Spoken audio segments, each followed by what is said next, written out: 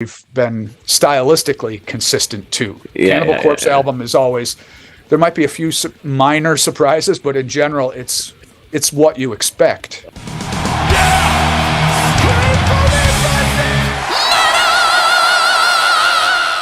Hey everyone, welcome to the channel. My name is Belgian Jasper. If this is your first time in the channel, hit subscribe right now.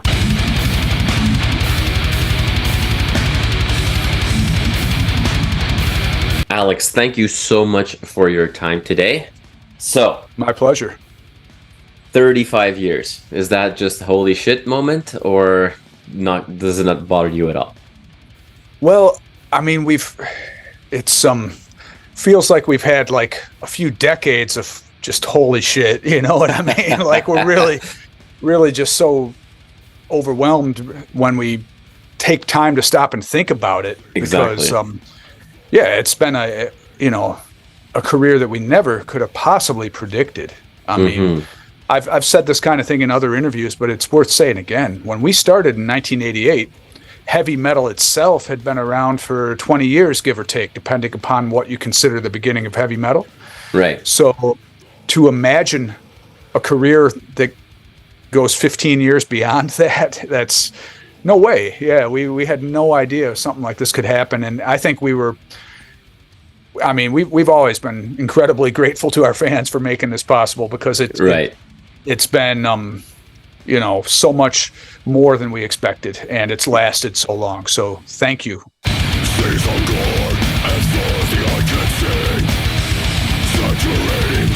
How, by lack of a better term, weird maybe is it that after all these years you see that, a new Cannibal Corpse album is still an event in the world of metal. It's and more so than some other legacy bands, because there's been, since 2012, all of a sudden, a bunch of the old school bands started coming back with all solid albums, right?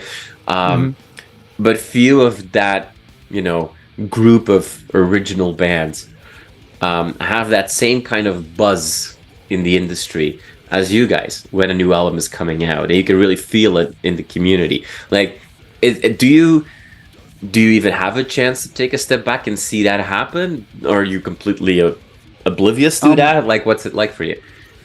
I try not to go online much when things are getting released, because there's just that human nature thing, and I actually talked to another interview about this as well. There's a sort of a human nature thing where you can see 200 great comments, but the one little bit of negative feedback's the one that's going to linger. So sure. I try not to look.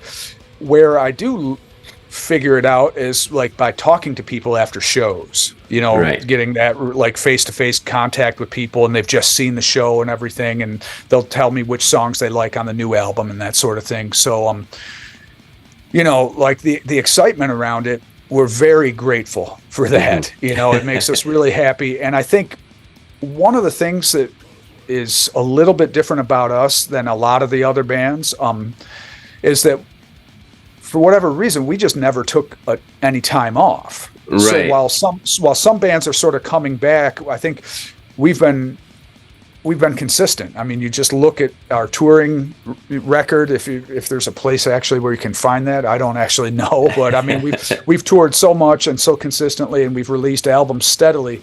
There's never been a period where we took a break, where some bands, for whatever reason, some bands might have taken 5-10 years off to pursue other things, and that's of course fine. But I think part of the reason we have such a loyal following is because we've never stopped. Right. We're consistent in a few different ways. We've been stylistically consistent too. Cannibal Corpse album is always, there might be a few minor surprises, but in general, it's what you expect.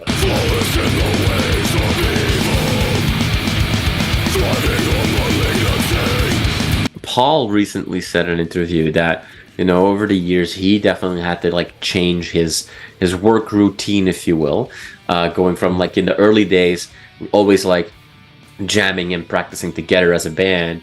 He said that, as the years progressed, in order to be as good as he is today, he needed to have much more solo learning time, and that he had to change the way he did things. How has that changed for you over the years? Have you seen that throughout the years you've started to have a different work ethic? Yeah, I think we always worked hard, and in the beginning it was really mostly us working together. Right. And then I wouldn't practice a whole lot at home because we were practicing together 5 to 6 days a week. Right.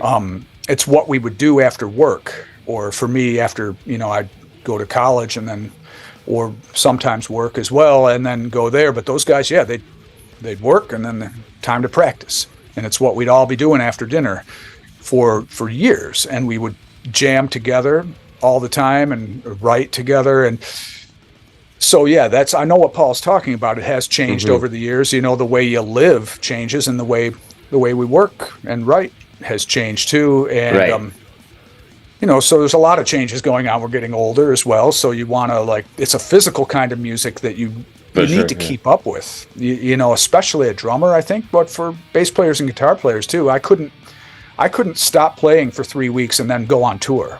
Right. I have to be playing the full set for a couple weeks before the tour to make my practice a little more interesting. What I'll do for a while is do half of the set, practicing at home, because I live in another state now from the other guys. I'll practice at home with the song list. I have it in a Pro Tools file, and I'll play along. And I'll usually do half, and then I'll do freestyle practice, practicing scales, maybe being creative or whatever. But as we get closer to the time we leave, it's really pretty intense. I have to make sure that set list feels comfortable on day one of the tour. Not day 5 or whatever. People who see that first show deserve to see as good of a show as someone who sees halfway through the tour. So, yeah, we prepare pretty rigorously for this, and as we get older too, probably, like I said, it's also important to keep track of it even that little bit more.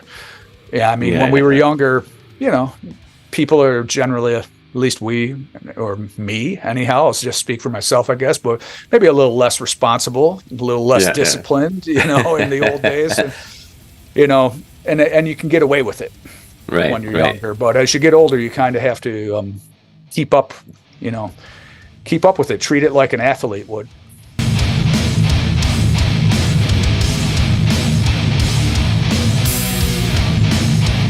Cannibal Corpse has, if you ask people that are really into the music, people will describe Cannibal Corpse as a more technical, death metal band, especially compared to some of your contemporaries, maybe. And now we've got young bands playing crazy stuff. But yes. Was it for you? It's a question I've always wanted to ask you. Obviously, we all know that Cannibal Corpse has been a lightning rod for a lot of things. A lot of controversy, a lot of censorship, and what have you. Obviously, your signature cover artworks have led to that. It has done great for the band. A lot of people got to know your name. Is that in a way frustrating for you as a technical player that knows that there's so much to the music that you'll have people that say, oh, they're just famous because they are vulgar? What's that like for you? Or what has that been like for you? Well, I think it was we encountered that sort of thinking a little bit more in the beginning, even from people who liked us. I remember after shows for the Butchered at Birth tour, talking to fans after the show, and a lot of the time they were asking me, who does your album covers? Right. And I'm like, I'd tell them, oh, Vince Locke, he's great. And they weren't really asking me about our music.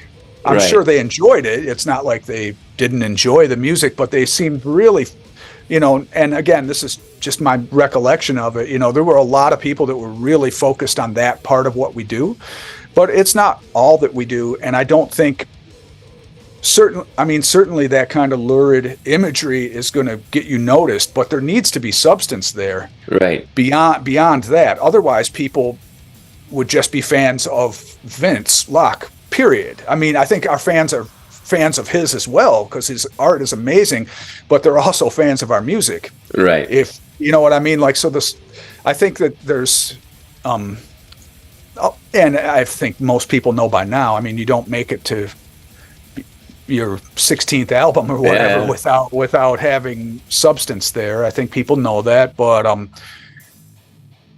it's a full package kind of thing where, yes, we want the imagery to be awesome. That's why we have Vince doing the art. And then, you know, same thing, like we try to think of great song titles and great subject matter, you know, stuff that's really, you know, horror, and then like a provoking kind of, you know, thought-provoking horror, or just plain old provocative kind of horror. Really, like stuff is really over the top, and then some of it's more subtle. But yeah, we want everything to be killer, not just the music, but everything, all of it, you know. But the music is the most important part for us, absolutely. Like, you know, there's bands that we think are killer, like Napalm Death or something, that sing about completely different stuff. Right. But the music is killer, you know. So like, you don't necessarily need to sing about the gory stuff to be a successful extreme for sure band, you know. But it's what we do, and we have wanted to keep it up because it fits with what we do so well.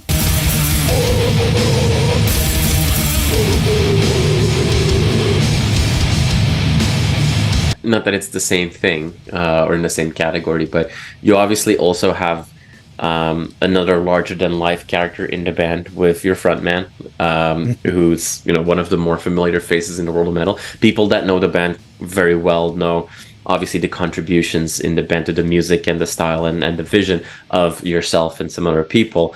But is that then also a bit of having a blessing that you've got like a guy like Corpsegrinder to be that lightning rod for all the attention, so you don't have to worry about that too much? Yeah, it's funny you say that, because that's I wouldn't say introverted. I mean, here I am doing an interview and everything, but he really likes to share with the public. Like, he'll share a lot of personal photos and things like that, and he's, you know, just really a fun to be around guy. And that shows, you know, he shows that off. I'm probably a little more dry. I don't know if anything I share to be that interesting. It's like, yeah, here's my tent where I'm camping or whatever, you know, like, people don't really, that's not going to be very interesting to anyone. So, I mean, unless you also camp, I guess, but, you know, like, you know what I mean? Like, I think that George is just the kind of guy who's, you know, he does interesting, fun stuff or whatever, or things that he wants to share with people, you know, like, he's comfortable doing that.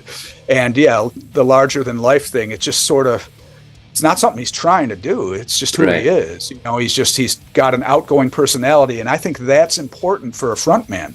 They need to be that way. You know, like, I think, unless it's also a bass player who sings, I would say that bass players and singers generally do have a different personality type on the average. Not always, you know, but like, there's, you know, the more outgoing ones are usually going to be the singers, if you're just using those two positions in a band as example. So yeah, George is great, and I'm glad he's like that, because if he were like me, then, you know, like, there would be a lot less social. Yeah, he's a very, very important part of the band, as a front man always is, or should be. You know, as a team. Has that also allowed you to really flourish in the areas that you want to focus on? Because you've been able to, you know, you could focus 100% on the writing and the playing, because you know over the years now that you don't have to worry too much about, you know, co-building that image or what have you. You know, was that a necessary element for the band to also keep going so long? It certainly didn't hurt, you know, like, everybody does their part. We're a team, and everyone's important. And I think that's the best kind of bands, are really the ones where you know every band member's name, and you know that they each do something important in the band, even if one of them seems more prominent. It's not there's nobody faceless in our band, where some bands, you know, there's one really important guy and the other guys might even not be full members of the band, things like that. That's fine if it works for those other bands, but for us, I think we always admired bands that were a great team, like Iron Maiden. Everybody always knew the name of everybody in Iron Maiden. They were all really important, you know, and I think that's what metal fans usually like, Right. as a band that's a good team. So yeah, George for sure, he is the front man, and he handles the front man stuff great on and off stage. He's just really outgoing guy who's willing to share a lot of himself. And like you said, for me, it gives me a chance. You kind of have to do those things. Someone in the band needs to be kind of putting himself out there to help promote the band and get the word out about the band. And I will do that a little bit with interviews like this, but I really find what I enjoy so much really is just creating music, working on the music, writing new songs, and then getting out there and performing it.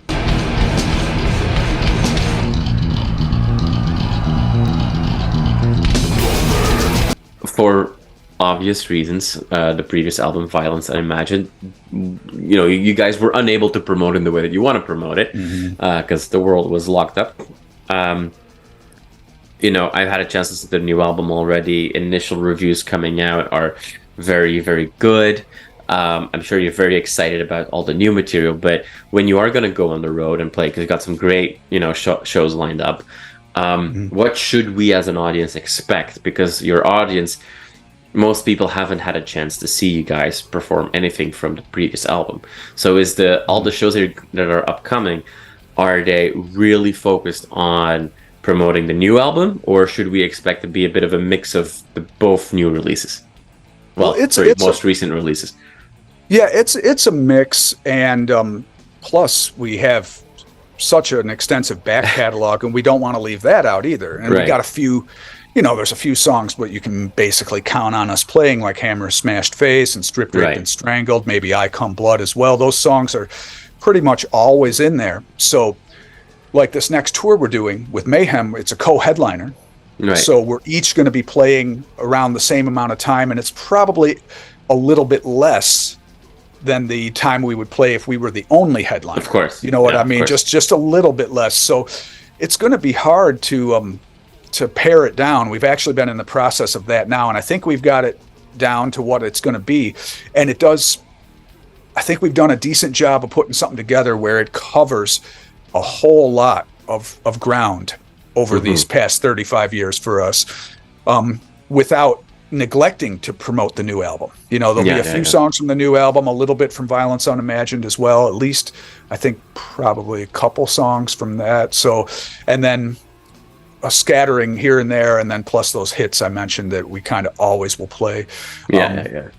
So yeah, we've got it put together, and we've added some stuff, some older songs, actually some stuff sort of from the middle of our career that we haven't played in a while. Okay. So it's going to be an exciting set for us, because for Violence we just did a bunch of touring, and the set was more or less the same for about a year and a half, and we knew that needed to change. So I think almost half of the set that we're going to be playing is stuff that we have not played in a few years, or including the new songs actually never played live. So it'll be a nice fresh set for everyone to check out.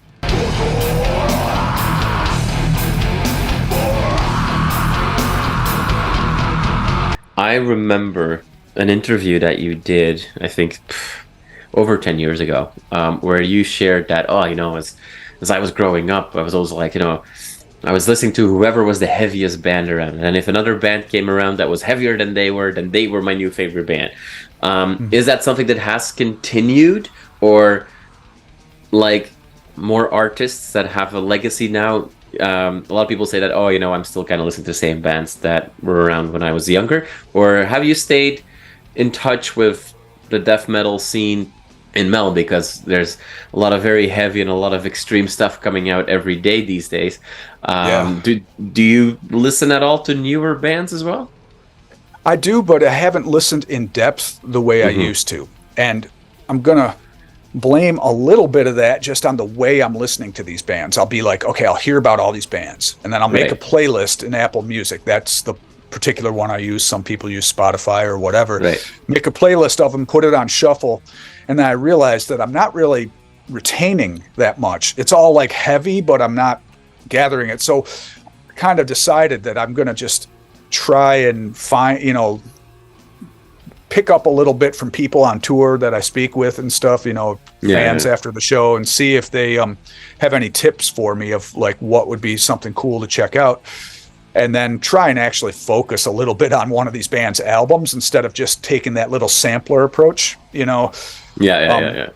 Because, for years I'd listen to full albums, you know, and really get to know those albums. And not just in the beginning. I mean, for sure, the ones that leave the biggest impact are sort of those teenage years albums. Of course. They just do. Slayer, Rain and Blood, I probably could recite most of those lyrics, you know, just from having, I studied it like it was homework, you know what I mean? I just sit there listening to the album, reading the lyrics with it.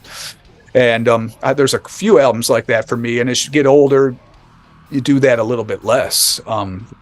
So I have not kept up the way I would have in the past, probably lately. I have heard a lot of these bands, but I, like, for example, couldn't tell you their songs. I couldn't name songs, but I've listened to them. I'm like, oh, that band's heavy. That band's heavy, like On Death and Frozen Soul, bands like that. I've heard their stuff, but I haven't gotten to know it as well as I probably would have, 20 some years ago. Yeah. I mean, you do know that if word gets out that there is an Alex Webster playlist of death metal that he thinks is good, bands are gonna kill to get on that playlist, and then obviously we all want you to make that playlist public so that we can all enjoy the music that gets your stamp of approval. That'll be a badge of honor for many people, I'm sure. Hey, well, if any of those outlets want me to do something like that, I'm happy to put something together to be a homework assignment I would enjoy very much.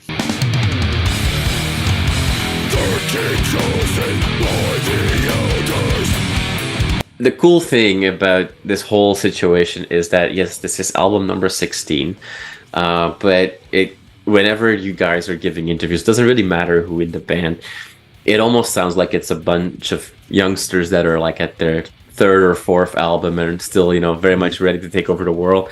So you guys always kind of come across as you're in the moment or you're looking ahead. But at the same time, this is the 35th anniversary year of the band.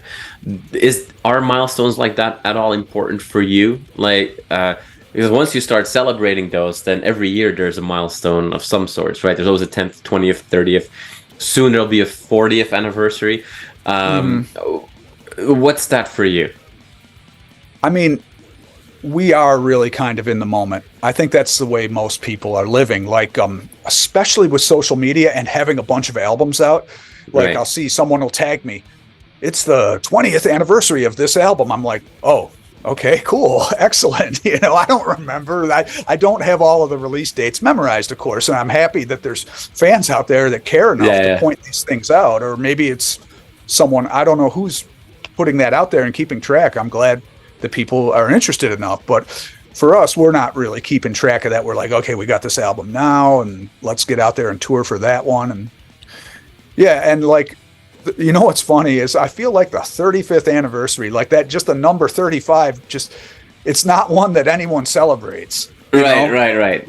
We're just, people are asking, 35. Like, that's a big deal. It's 10 years more than 25th anniversary, which we celebrated with this killer box set. Right. But it's just not one of the anniversaries that's traditionally celebrated by, in an outsized way. The way 40th anniversary, that'll be the one. I bet you we'll do something for that. Because that, the 40th anniversary, you hear that term all the time. You don't hear people trumpeting about the 35th anniversary for some reason. So, we don't really have any plans this year. We're just stoked to go out and tour for Chaos Horrific. It's, we will be around for 5 more years. I'm quite certain of that, and barring anything strange. So we'll do something for the 40th, I think.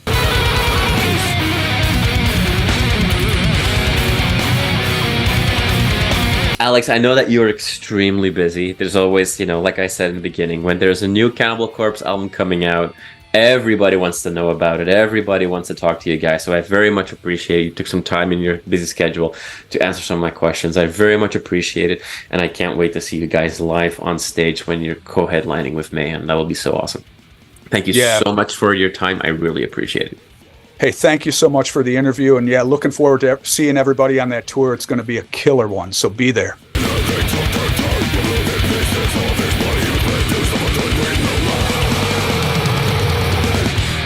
You are awesome for watching this video. Click right here to see more content like it and subscribe to the channel.